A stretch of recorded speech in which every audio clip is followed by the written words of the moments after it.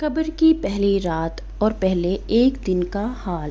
رسول اللہ صلی اللہ علیہ وسلم نے فرمایا کہ قبروں پر ایک فرشتہ متعین ہے۔ جب میت کو دفن کر دیا جاتا ہے اور لوگ واپس جانے کے لیے مڑتے ہیں تو وہ فرشتہ قبر سے ایک مٹھی بھر مٹھی لے کر لوگوں پر پھینک دیتا ہے اور کہتا ہے، بسم اللہ الرحمن الرحیم، اپنی دنیا کی طرف واپس چلے جاؤ اور مرنے والے کو بھول جاؤ۔ قبر کی پہلی رات میں کیا ہوتا ہے؟ حضرت علی رضی اللہ تعالیٰ عنہ نے فرمایا کہ میں نے رسول اللہ صلی اللہ علیہ وآلہ وسلم کو فرماتے سنا ہے کہ انسان کی مشکل ترین رات قبر کی پہلی رات ہے،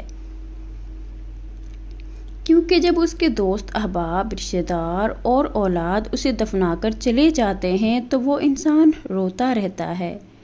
وہ ہر ایک دوست کے پاس جا کر اسے روکنے کی کوشش کرتا ہے کہ مجھے چھوڑ کر نہ جاؤ، لیکن افسوس اس کی آواز کوئی نہیں سن پاتا، چنانچہ قبرستان میں ہر کوئی اکیلا ہی رہ جاتا ہے۔ تب ان کا سامنا ایک فرشتے سے ہوتا ہے، ان فرشتوں سے ہوتا ہے جو اس کے اعمال کی شکل میں اس کے سامنے آتے ہیں۔ اب وہ کس شکل میں ہوں گے، اچھے یا برے، اس کے بارے میں کوئی کچھ نہیں کہہ سکتا۔ وہ فرشتے اس سے اس دنیا میں گزری ہوئی زندگی کے متعلق سوالات کریں گے۔ رسول اللہ صلی اللہ علیہ وسلم نے ارشاد فرمایا کہ تم قبرستان جایا کرو۔ رسول اللہ صلی اللہ علیہ وآلہ وسلم نے ارشاد فرمایا کہ تم قبرستان جایا کرو، کیونکہ قبرستان موت کو یاد دلاتا ہے۔ آپ صلی اللہ علیہ وآلہ وسلم نے فرمایا، میں نے اپنے رب سے اپنی والدہ کی قبر پر جانے کی اجازت مانگی تھی، مجھے اس کی اجازت مل گئی، لہٰذا تم بھی قبرستان جایا کرو، اس سے دنیا سے بے غیبی پیدا ہوتی ہے اور آخرت یاد آتی ہے۔ حضرت علی نے فرمایا، سنو، تمہارے مال تقسیم ہوں گے، تمہاری بیویوں نے دوسرے نکاح کر لیے، تمہاری اولاد یتیموں میں شامل ہوں گی، مکان کو تم نے بہت مضبوط بنایا تھا، اس میں تمہارے دشمن آباد ہوں گے، اب تم اپنا حال سناؤ۔ یہ سن کر ایک قبر سے آواز آئی، اے امیر المومنین، ہمارے کفن پھٹ کر تار تار ہو گئے، ہمارے بال جھڑ کر منتشر ہو گئے، ہماری کھالیں ٹکڑے ٹکڑے ہو گئیں، ہماری آنکھیں بہہ کر رخساروں پر آ گئی، ہم نے جو نیک عمل کیے تھے ان کو پایا اور جو کچھ پیچھے چھوڑا اس میں ہمارا نقصان ہوا۔ قبر میں اعمال کا استقبال۔ جب مردے کو قبر میں رکھا جاتا ہے تو اس کی نماز اس کے دائیں جانب آ کر کھڑی ہو جاتی ہے، روزہ بائیں طرف کھڑا ہو جاتا ہے، قرآن مجید کی تلاوت اور اللہ کا ذکر سر کی طرف آ کھڑے ہوتے ہیں، اور جماعت کے ساتھ نماز پڑھنے کے لیے جو قدم چلے تھے وہ پاؤں کی طرف کھڑے ہو جاتے ہیں۔ اس وقت عذاب قبر اپنی گردن نکالتا ہے اور مردے تک پہچانا جاتا ہے۔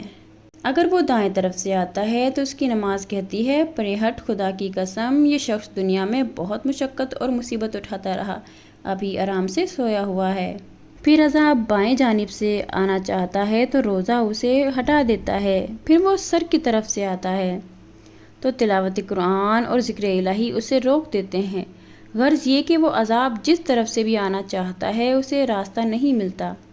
یہ اسی وجہ سے کہ اللہ تعالیٰ کے اس بندے نے اپنی زندگی میں دنیا کے اندر رہ کر عبادتیں کی تھیں، لہٰذا وہ عذاب اور عاجز اور کمزور ہو کر واپس چلا جاتا ہے۔ اس کے بعد صبر جو ایک کونے میں کھڑا ہوتا ہے، وہ صبر کہتا ہے، میں تو اس انتظار میں تھا، اگر کسی طرف کی عبادت میں کچھ کمزوری ہوئی تو میں اس کی طرف آ کر ہمدردی کروں گا، مگر الحمدللہ تم نے مل کر اسے دفع کر دیا، لہٰذا اب میں اعمال کے ترازو میں اس کے کام آؤں گا۔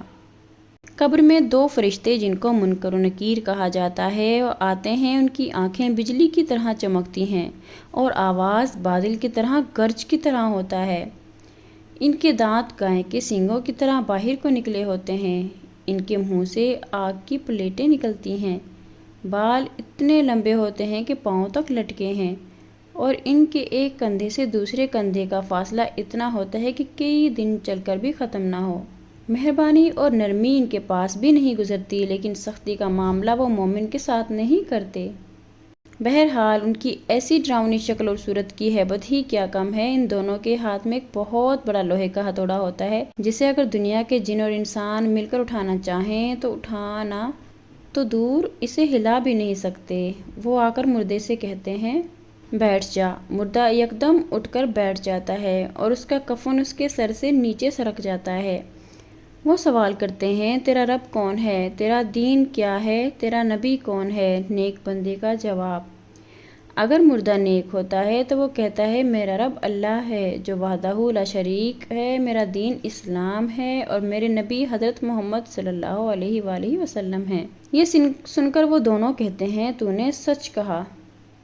پھر اس کی قبر کی دیواریں سب طرف سے ہٹا دی جاتی ہیں جس سے وہ بہت وسیع ہو جاتی ہے۔ اس کے بعد فرشتے کہتے ہیں سر اٹھاؤ۔ جب مردہ سر اٹھاتا ہے تو اسے ایک دروازہ نظر آتا ہے جس میں جنت نظر آتی ہے۔ فرشتے کہتے ہیں اے اللہ کے دوست، وہ جگہ تیرے رہنے کی ہے اس وجہ سے کہ تم نے اللہ تعالیٰ کی اطاعت اور فرمانبرداری کی ہے۔ حدیث مبارک میں آتا ہے کہ جس کا مفہوم کچھ اس طرح سے ہے کہ رسول اللہ صلی اللہ علیہ وسلم نے ارشاد فرمایا قسم ہے اس ذات پاک کی جس کے قبضے میں میری جان ہے کہ مردے کو اس وقت ایسی خوشی ہوتی ہے جو کبھی ختم نہیں ہوگی۔ اس کے بعد فرشتے کہتے ہیں کہ جب وہ دیکھتا ہے تو اسے دوزخ کا دروازہ نظر آتا ہے جس سے دوزخ کا حال نظر آتا ہے۔ فرشتے کہتے ہیں ولی اللہ تو نے اس دروازے سے نجات پا لی، تو اس وقت بھی بندے کو اس قدر خوشی ہوتی ہے جو کبھی ختم نہیں ہوگی۔ تو ناظرین، اس کے بعد اس کے بارے میں 70 دروازے جنت کے کھل جاتے ہیں جن سے وہاں کی ٹھنڈی ہوائیں اور خوشبوئیں آتی رہتی ہیں اور وہ قیامت تک ان کی بہاروں میں رہتا ہے۔ کیسی خوش نصیبی ہوگی اس روح کے جسم کے ساتھ۔ اللہ تبارک و تعالیٰ اپنی مہربانی اور رحم و کرم کا سلوک فرمائے گا۔